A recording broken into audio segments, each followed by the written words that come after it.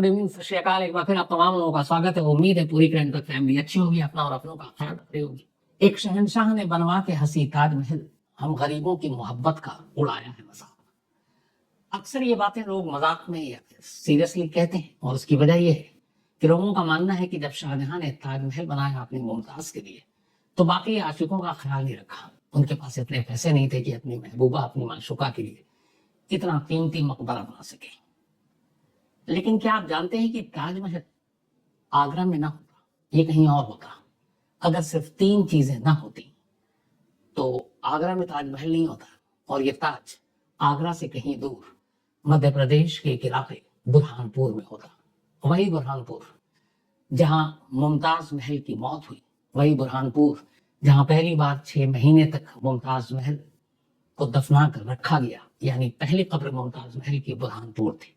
मुमताज महल को कुल 3 बार दफनाया गया था, और जब तीसरी बार दफनाया गया तब उसका नाम पड़ा ताजमहल।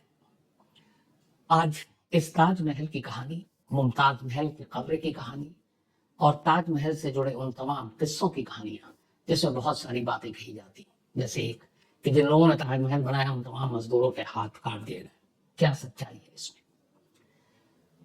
मुमताज आसिफ खान की बेटी थी, और आसिफ खान जो थे वो नूरजहां के भाई थे, और नूरजहां जहांगीर की वाइफ थी। लाहौर में रहा करते थे, और एक तरह से शाहजहां की कजन थी मुमताज। मुमताज शाहजहां की तीसरी बीवी थी, और कहते हैं कि अपनी तमाम बीवियों में सबसे ज्यादा शाहजहां मुमताज महल को ही पसंद करते थे और उन्हीं से प्यार करते थे। इत्तेफाक की बात है कि अकबर के बाद शाहजहां को यह जिम्मेदारी दी गई कि वो दक्कन में जाएं और वहां जंग जीते। दक्कन मतलब दक्षिण। तो अपनी फौज को लेकर शाहजहां दक्कन पहुंचे। दक्कन नेवाड़ का इलाका जहां पर वो रुके वो बुरहानपुर, और बुरहानपुर में काफी गर्मी पड़ती है। मुमताज महल उस वक्त 14वीं बार प्रेग्नेंट थी और अपने 14वें बच्चे को जन्म देने जा रही थी। लेकिन उससे पहले वो बहुत बीमार हो गई, कमजोर हो गई, और आखिरकार 14वें बच्चे को जन्म देते हुए 17 जून 1631 को बुरहानपुर में मुमताज महल की मौत हो गई। तो 14वें बच्चे के जन्म से पहले मुमताज काफी बीमार थी, और जब वो बीमार थी तब अपने जिंदा रहते हुए उन्होंने शाहजहां से 2 वादे लिए थे। पहला ये कि मुमताज की मौत के बाद वो किसी और अपनी बीवी से या किसी और औरत से कोई संतान पैदा नहीं करेंगे, और दूसरी ये, मुमताज ने शाहजहां को बताया कि उन्होंने ख्वाब देखा, और उस ख्वाब में एक बहुत खूबसूरत बाग देखा, और मैं चाहती हूं कि ऐसी किसी खूबसूरत जगह पर आप मेरा मकबरा बनाएं। इसके बाद मुमताज महल अपने 14वें बच्चे को जन्म देते हुए उसी पर सब पीड़ा में दम तोड़ देती हैं। तारीख थी 17 जून 1631। जब वो उन्होंने दम तोड़ा तो बुरहानपुर के उस महल में थी, उस गार्डन में थी, जो मुगलों के शहजादों और बाकी लोगों के लिए बनाया गया था। एक तरह से वो पिकनिक स्पॉट था, आज भी है। वहां की वो तमाम इमारतें, वहां सरकारी बोर्ड, और ये वो जगह थी मुमताज महल के नाम से जिसको जाना जाता है, जहां बहुत बड़े, अपने जमाने में उस दौर में कहते हैं इससे बड़ा कोई स्विमिंग पूल नहीं था। तो वहां शहजादियां शहजादे आया करते थे और अपना वक्त बिताया करते थे। तो उसी जगह उनकी मौत हो गई। अब मौत के बाद शाहजहां ने सोचा कि अब वादा तो किया है, तो मुमताज को ऐसी जगह रखना है जो उसने ख्वाब में देखा था। बहुत खूबसूरत बाग हो, बहुत खूबसूरत जगह हो, और वहीं उसका मकबरा बने। तो पहली चीज थी शाहजहां के दिमाग में वो ये कि ऐसी जगह पर बनाएंगे, एक तो नदी के किनारे हो, ताकि सूरज निकलते वक्त और सूरज डूबते वक्त वो जो उनके जहन में वो नक्शा था ताज का, उसका अक्स पानी में दिखाई दे, जब सूरज निकले तो भी और जब सूरज डूबे तब भी। तो इसका मतलब है कि किसी नदी के किनारे वो इस ताज को बनाना चाहते थे। ताज मतलब मुमताज से उन्होंने लिया। तो ये हुआ कि जिस जगह पे बुरहानपुर में ये महल, जहां पे आखिरी सांस ली मुमताज महल ने, उसी के करीब ताप्ती नदी है। तो वो जगह उनके दिमाग में शाहजहां के कि ये बहुत अच्छी जगह है, तो उन्होंने कहा यहीं बनाते हैं। लेकिन वहां 3 दिक्कतें हैं, वरना ताजमहल पूरी तरह से और मुमताज को दफनाने की वहीं तैयारी हो चुकी थी, और मुमताज की मौत के बाद उनकी लाश को वहीं पर एक मकबरे में, एक ताबूत में बंद कर रखा गया था, और जहां शाहजहां आते और फातिहा पढ़ते, दुआ पढ़ते और चले जाते। 6 महीने तक मुमताज महल की लाश इसी बुरहानपुर में इसी जगह रखी रही जो आप देख रहे हैं। तो अब शाहजहां ने सोचा कि यहीं बनाना है, बात की उन्होंने इंजीनियर उस दौर के जो भी तमाम लोग। तो ये हुआ कि बनाना तो है, लेकिन 3 दिक्कतें आ रही हैं। पहली दिक्कत ये थी कि जिस जगह पर ताप्ती नदी के किनारे ये बनाया जाना था, वहां पर जो मकबरा बनना था नीचे, वो लकड़ियों की एक तरह से लकड़ियों के ऊपर उस बुनियाद को खड़ा करना था।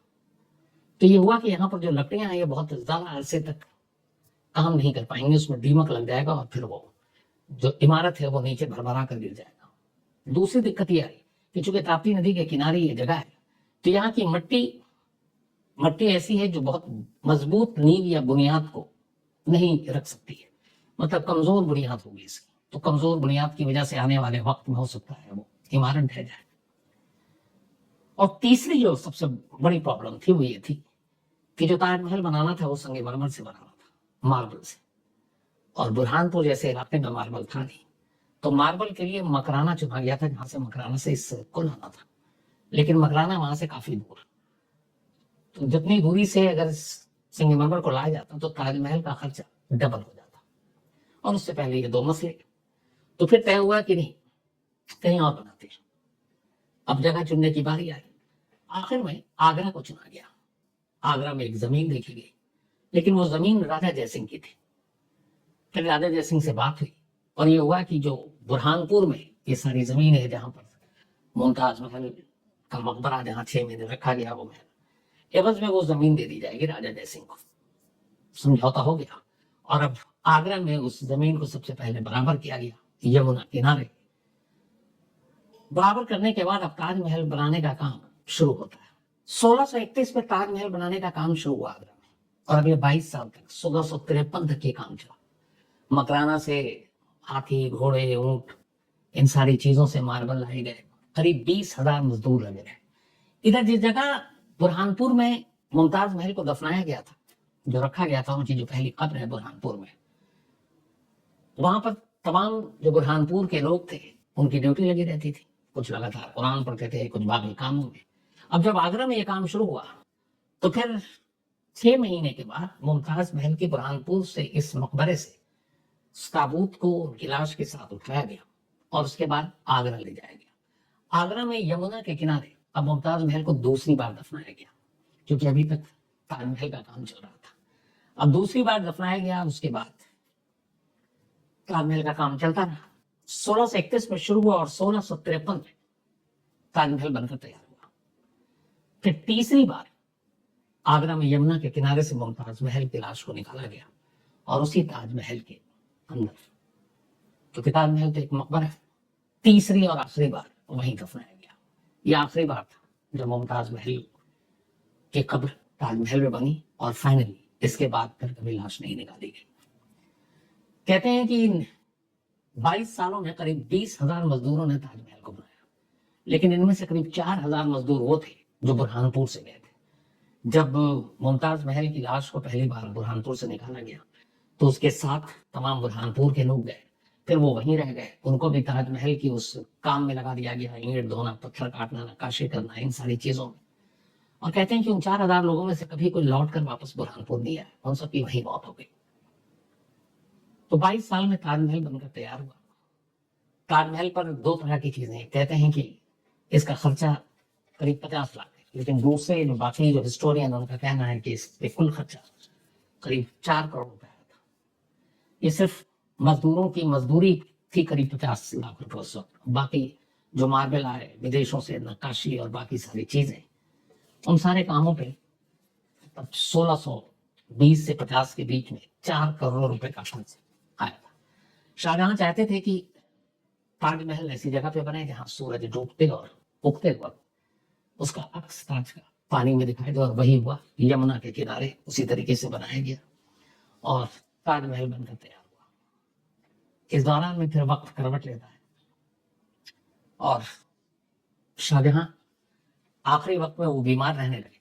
तो उनकी ये भी एक ख्वाहिश थी कि ताज ऐसी जगह पे बना हो जहां से वो दूर लाल किला पे जब वो बैठे तो ताज और अपने मुमताज को देखते रहे, यानी उसके कब्र को देखते रहे।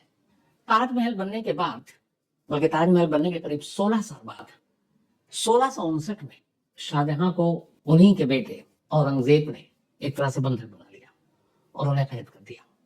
अब वो वहीं ताज के करीब छत पर बैठकर ताज और अपनी मुमताज की कब्र दोनों को निहारते रहते और कैद में थे। और कमाल देखिए ये कि शाहजहां को जिस बेटे औरंगजेब ने कैद किया था उनको गद्दी से हटाकर शाहजहां के बाद वही मुगलिया सुल्तान बना। तो ये औरंगजेब शाहजहां और उसी मुमताज से पैदा हुआ बेटा था। मतलब मुमताज, शाहजहां की और भी बीवियां थी, लेकिन जो 4वें बच्चे को जन्म देते हुए मुमताज की जब मौत हुई थी, उन सारे बच्चों में से एक बच्चा, एक बेटा औरंगजेब था, जिसने बाद में अपने बाप शाहजहां को कैद कर लिया। अब शाहजहां वहीं से देखते रहे। 21 जनवरी 1966, 21 जनवरी 1966, यही वो तारीख थी जब शाहजहां ने दम तोड़ दिया। शाहजहां की मौत हो गई। उनकी बेटी, शाहजहां की बेटी जो थी आलम आरा, वो चाहती थी कि शाहजहां को दफनाने का काम पूरा एक राजकीय सम्मान के साथ किया जाए, लेकिन तब तक औरंगजेब तैयार नहीं था। और आखिरकार फिर बड़ी खामोशी के साथ शाहजहां को उसी ताजमहल में उन्हीं की मुमताज के बराबर में दफना दिया गया। ताजमहल में आज भी शाहजहां और मुमताज दोनों की कब्र मौजूद है, और किसे पता था कि ये दुनिया का 8वां अजूबा होगा। तो ये पूरी कहानी थी ताजमहल और मुमताज की। कभी आप लोगों को बुरहानपुर जाने का मौका मिले तो मुमताज महल का वो पूरा गार्डन, महल और वो कब्र जहाँ पहले 6 महीने तक मुमताज को रखा गया था, वो सारी चीजें आप देख सकते हैं। कमरुद्दीन फलक एक बुरहानपुर के हिस्टोरियन है। इत्तेफाक से जब मैं वहां पहुंचा था और ये सारी चीजें ठीक पता थी, फिर उन्होंने जो बताया, तो उसके बाद ये लगा कि शायद बुरहानपुर की तकदीर कुछ और होती। सोचिए अगर ताज आगरा में ना होकर बुरहानपुर में होता। लेकिन इतना ही नहीं, बुरहानपुर के लोगों को ये सारी चीजें मालूम थी। बाद में उसी बुरहानपुर में एक आनंद कुमार चौक से उन्होंने आगरा के ताजमहल की हूबहू कॉपी बनाई, और ये वो ताजमहल है जो बुरहानपुर में है, जो आनंद कुमार चौक से ने बनाई। हालांकि उसमें कुछ फर्क है, लेकिन ये इस बात की निशानी अलामत है कि अगर वो 2-3 दिक्कतें ना होती, चाहे वो मिट्टी, बुनियाद कमजोर, वो लकड़ी, और सबसे बड़ी दिक्कत कि इतने सारे संगमरमर को मकराना से लेकर आना बहुत मुश्किल काम था, तो आज दुनिया के नक्शे पर आगरा नहीं बुरहानपुर होता, और बुरहानपुर में ही ताज होता। लेकिन वहां भी ये सारी निशानियां हैं। मुमताज का वो मकबरा है, और बाकायदा उस पर जो अपनी आर्कियोलॉजिकल सर्वे ऑफ इंडिया उसका बोर्ड भी है। तो कभी मौका मिले तो बुरहानपुर में ये चीज जरूर देखिएगा। बुरहानपुर इंदौर से लगभग 200 किलोमीटर के पास है, और दिल्ली से आप जाएंगे तो करीब 800-900 किलोमीटर की दूरी पर है। इस ताजमहल में इस शानदार नक्काशी, 8वां अजूबा दुनिया के अलावा, बहुत बेशकीमती पत्थर लगे हुए थे पूरे ताज के अंदर, और वो बहुत ही कीमती थे। लेकिन फिर बाद में अंग्रेज आए, मुगलों के बाद जब अंग्रेज आए तो ताज पर उनकी नजर पड़ी, ताज को बहुत नुकसान भी पहुंचाया, और ताज से तमाम कीमती पत्थर, जो जवाहरात, नक्काशी का काम था, वो अपने साथ ले गए। और एक दौर ये भी था कि ये ताज खतरे में था कि शायद अंग्रेज इसे पूरी तरह से बर्बाद कर दें, ढा दें। लेकिन फिर बाद में कुछ अच्छे अंग्रेज अफसर आए, और कहते हैं कि जब उनकी नजर ताज पर पड़ी, उनकी बीवियां वहां पहुंची और इस कहानी के बारे में पता चला शाहजहां और मुमताज की, तो उनका दिल पिघला। उन्होंने कहा नहीं, ये बड़ी कीमती निशानी है और एक धरोहर है, इसको सहेज कर रखना चाहिए। तो फिर बाद में अंग्रेज अफसरों ने, उन लोगों ने ताज की हिफाजत की, और जो ताज को नुकसान पहुंचा था उसे भी ठीक किया। लेकिन वक्त वक्त पर ताज को खतरा मंडराता रहा था।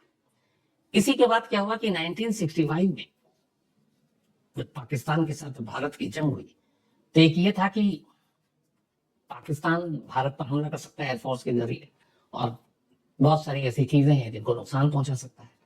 तो उस वक्त ये आशंका जताई गई थी कि शायद पाकिस्तान ताजमहल पर भी बमबारी कर सकता है, और चूंकि आगरा के करीब एयरफोर्स का बेस भी था, तो ये था कि कहीं ताज को नुकसान ना पहुंच जाए।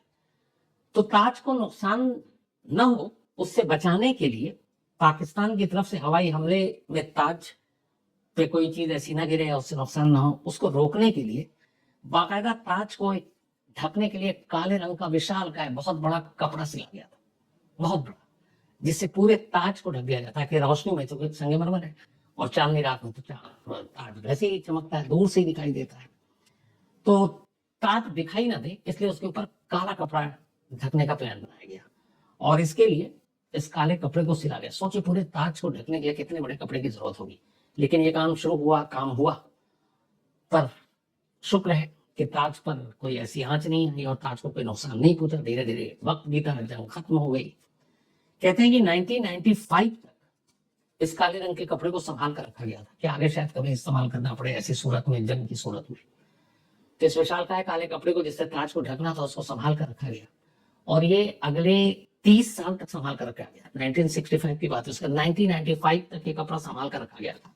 लेकिन फिर चूहों ने इन कपड़ों को कुतर दिया और चूहों के कुतरने की वजह से ये कपड़ा खराब हो गया। वरना अगले 30 साल तक ताज की हिफाजत के लिए एक काला कपड़ा तैयार था ताकि दुश्मनों की बुरी नजर से उसको बचा सके। दूसरा, एक ताज के बारे में बहुत सारे लोगों का कहना है कि जिन लोगों ने ताज बनाया, जो मजदूर थे, उनके हाथ काट दिए गए। जितने भी हिस्टोरियन है उनका कहना है कि कहीं कभी ऐसे कोई सबूत या साक्ष्य नहीं मिले जिनसे ये पता चलता है कि ताज को बनाने वाले मजदूरों के हाथ शाहजहां ने कटवा दिए। बल्कि उनका तर्क था कि मजदूरों को हाथ काटने से कोई फायदा भी नहीं था, क्योंकि मजदूरों ने ताजमहल नहीं बनाया। उन्होंने तो मजदूरी की, ईंट ढोए, मार्बल ढोए। असली तो वो इंजीनियर थे और वो लोग थे जिन्होंने ताज का पूरा नक्शा और ताज की सारी चीजें तैयार की और उनके बारे में कभी कोई ऐसी खबर नहीं आई।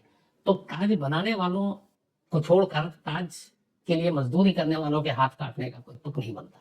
इसलिए जितने भी बड़े हिस्टोरियन हर अलग अलग दौर के, उनमें से एक भी हिस्टोरियन ने इस तरह के कोई सबूत पेश नहीं किया। उनका कहना है कि सिर्फ एक कहानी है, ये मिथ है। तो ये थी ताज और मुमताज की कहानी। कभी मौका मिले तो बुरहानपुर जरूर जाइएगा। तो आज कहानी में इतना ही। अब आपसे मुलाकात होगी कल रात 9 बजे किसी नई कहानी के साथ। तब तक अपना और अपनों का ख्याल रखिएगा। Thank you very much. तो दोस्तों, आपको कहानी कैसी लगी कमेंट सेक्शन में ज़रूर बताएं। अगर आपको इस कहानी से शिकायत है तो हमारी मेल आईडी पर मेल करें। हम इस कहानी को चैनल से डिलीट कर देंगे। और अगर आपको कहानी अच्छी लगी हो तो लाइक एंड सब्सक्राइब करना ना भूलें। इससे आपका तो कुछ नहीं जाएगा, पर हमारा मोटिवेशन ज़रूर बढ़ेगा। धन्यवाद।